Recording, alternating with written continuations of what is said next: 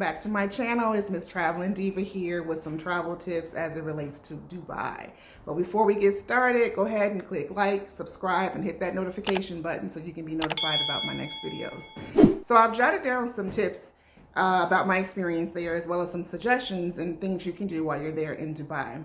I was in Dubai in 2019, and you'll see me looking down because I jotted them down because I want to stay on track. But I was there in 2019, and arrival was pretty much seamless, as it would be for any other country that you're traveling to. Dubai is definitely over the top, so that's a good thing. So one thing to be prepared for, everything will feel over the top. For example, Uber drivers, typically they are driving a Lexus. And so that's just the normal Uber X or the Uber XL. So you're not paying extra for that. That is like the standard car that they actually drive around there. So be prepared to be wowed. A couple things that we did, or one thing that I want to share with you, is the food. The food there is amazing because Dubai is basically a melting pot. So it has so much different nationalities that have, migrated there, and the food was just really amazing, especially the Lebanese food. So if you can find yourself a Lebanese restaurant, actually I do have one that I will put in my comments below. I'll share with you where we had an amazing experience there. It was near the Dubai fountains, and so we were able to see the fountains. We actually had a fountain view table that was there, but the food was great, as well as their tea.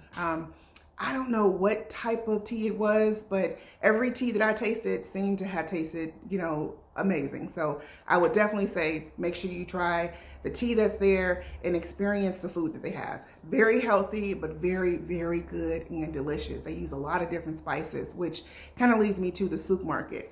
When you go there, you definitely want to go to the souk market. Saffron is something that is expensive.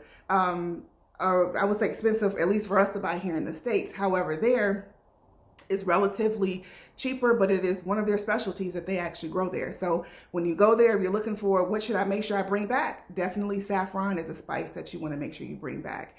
In addition, at those souk markets, you want to get oils. They have some of the best smelling oils, body oils that I have ever smelled. And it's one of those things where it is concentrated, so it's a little goes a long way, but they just have scents that we would have never been able to find, or I had never smelled before, and a year and a half later and it still smells good. So definitely make sure you pick up yourself some spices while you're there, as well as some oils while you're there.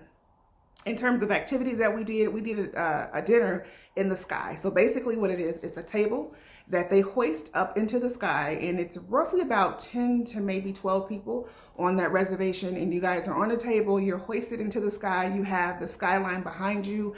It was not scary for me. However, if you are afraid of heights, you may want to consider that, this may not be for you to do, but it is a very nice experience. I would definitely do it again. The waiters are up there. The chef is up there with you in the sky. They are cooking for you. They are playing music.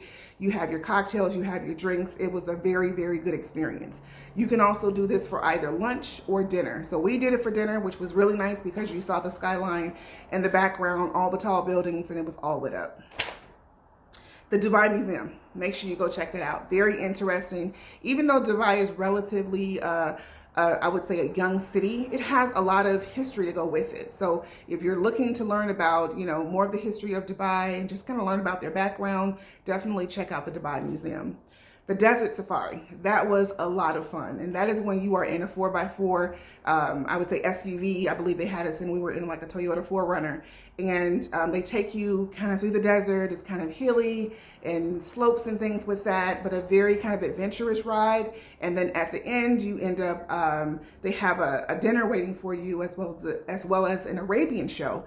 And then you can also ride camels as well.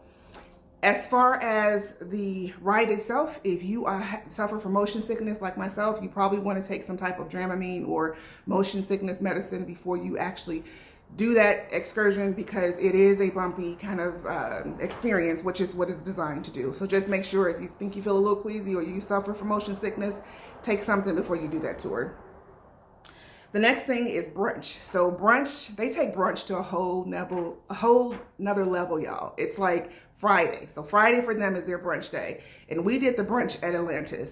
And it is roughly, I can't remember, I think about 4 hours of just, it's literally, it's food, entertainment, drinks, and it's lit. It's literally lit. So check it out. And if you were to Google on different forums, they will tell you that brunch in Dubai is definitely one of the must-do things when you go there.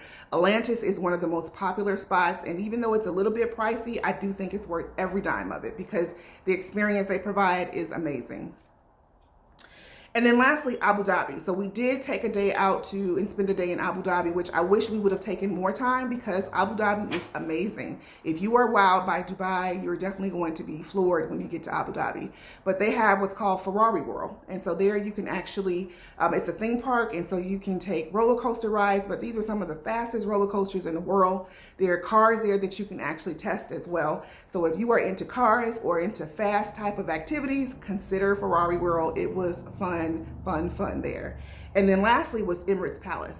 So if you like afternoon tea or you just want to go into one of a palace dripping with gold, you want to tour the Emirates Palace. There's actually a place there where you can do afternoon tea as well as coffee. We did coffee there where we actually was able to taste 23 karat gold flakes within our coffee.